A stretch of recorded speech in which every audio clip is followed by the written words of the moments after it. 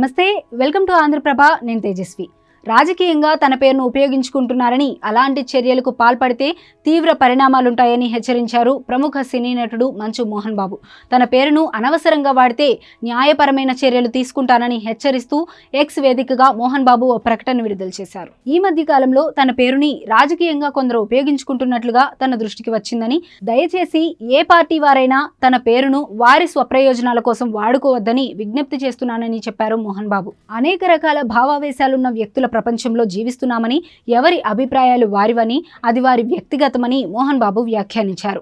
చేతనైతే నలుగురికి సాయపడటంలోనే మనం దృష్టి పెట్టాలి కానీ, సంబంధం లేని వారిని రాజకీయ పార్టీల్లోకి, వారి అనుబంధ సంస్థల్లోకి తీసుకురావడం బాధాకరమన్నారు.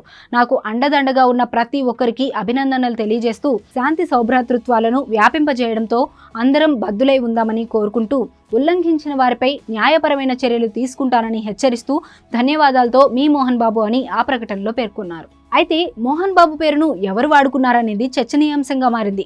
ఆయన పేరును వాడుకొని రాజకీయాలు చేసేంత అవసరం ఎవరికుందని నెటిజన్లు కమెంట్స్ చేస్తున్నారు. ఆంధ్రప్రదేశ్ అసెంబ్లీ ఎన్నికలు, లోక్సభ ఎన్నికలు త్వరలో జరగనున్న సమయంలో మోహన్ బాబు ప్రకటన చర్చనీయాంశమైంది. ఇదిలా ఉండగా మోహన్ బాబు తన కుమారుడు మంచు విష్ణుతో కలిసి కన్నప్పలో నటిస్తున్నారు. శరవేగంగా చిత్రీకరణ జరుపుకుంటున్న ఈ చిత్రానికి ముఖేష్ కుమార్ సింగ్ దర్శకత్వం వహిస్తున్నారు. 100 కోట్ల భారీ బడ్జెట్తో అత్యున్నత సాంకేతిక పరిజ్ఞానంతో ఈ సినిమాను తెరకెక్కిస్తున్నారు.